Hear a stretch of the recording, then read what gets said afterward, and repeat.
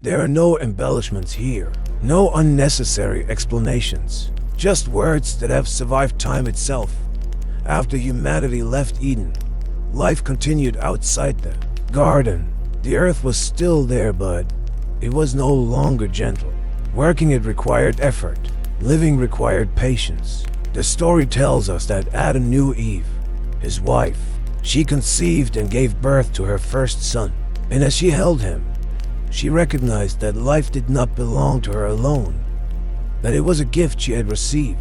So she named him Cain. Sometime later, another son was born, Abel. The text doesn't say they were enemies. It doesn't say they hated each other from the beginning. It only tells us what is essential. Abel became a shepherd of sheep. Cain became a worker of the ground.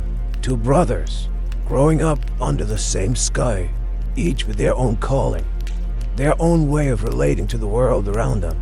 They were different, yes, but not yet divided. Time passed, and then the moment came to present an offering to God.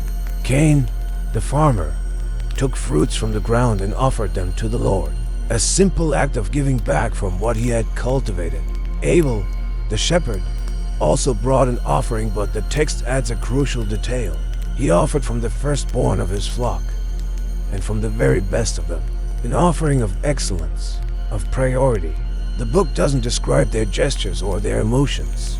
It doesn't explain their inner intentions. It simply states the fact that changes everything. The Lord looked with favor upon Abel and his offering, but upon Cain and his offering, he did not look with favor. And right here, the true conflict begins. The conflict isn't between the brothers yet. It's inside one man. Cain became deeply angry. His face fell. The text paints a powerful picture with just a few words. Something closed within him. A light went out. And then, the book says that God spoke, not to destroy, not to humiliate, but to warn. He asked Cain, "Why are you so angry? Why has your face fallen?" He spoke of sin, describing it as a predator crouching at the door, waiting for a moment of weakness. But then, he offered hope. He reminded Cain that he could still master it. The warning was written. The way out was present. The choice was still his to make. But the story doesn't pause on what could have been. It moves forward, relentlessly. The text says Cain spoke with his brother Abel. We don't know what he said. Was it a lie? A simple invitation? We're only told that they went out into the field together. The place was open. The land was quiet. Nothing in the landscape announced the horror that was about to unfold. And there, the text says, without any embellishment, Cain rose up against his brother Abel and killed him. There's no description of the blow, no added drama, just a brief sentence, heavy, final, irreversible. The first act of violence between brothers, stated so plainly it's almost deafening in its silence. I turn the page. The silence is broken. God speaks again. He asks, "Where is your brother Abel?" A question he already knows the answer to. Cain responds with a lie, a denial. "I don't know." And then he utters a sentence that has echoed through all of human history like an open wound. Am I my brother as keeper? This question doesn't seek an answer. It seeks to escape one. It's a deflection, a rejection of responsibility, a severing of the most basic human bond. But the truth cannot be hidden.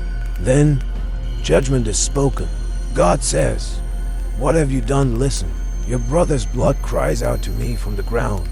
The earth that once received Cain's labor, that gave him sustenance, now receives his brother's blood, and it cries out, "Cain is cursed from the ground." It will no longer yield its strength to him. He is sentenced to be a wanderer, a restless man on the earth, forever disconnected from the land, from his home, from his place in the world. Cain laments, but listen to what he laments. Not so much the crime he committed, but the weight of its consequence. "My punishment is more than I can bear," he says. He fears being killed by others, a life of constant paranoia and looking over his shoulder. And even here the text reveals something deeply unsettling. and profound about the nature of this story. God does not destroy him.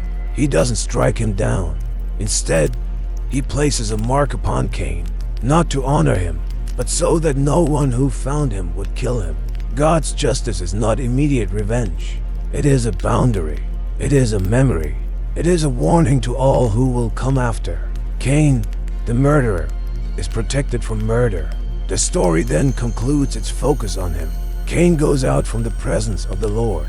He settles in the land of Nod, a name which means wandering, east of Eden, east of the lost paradise.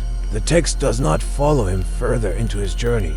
His direct story ends there, but his legacy has just begun. I close the book slowly. The story ends, but it doesn't close, because ever since that first telling, every reader who returns to these ancient pages hears the same question echoing in the silence of their own heart. Will I be my brother as keeper, or will I walk the path of Cain? It's a question about responsibility, about jealousy, about how we respond to our own failures and the successes of others. It is a question about whether we will listen to the warning when anger crouches at our door, or if we will let it in.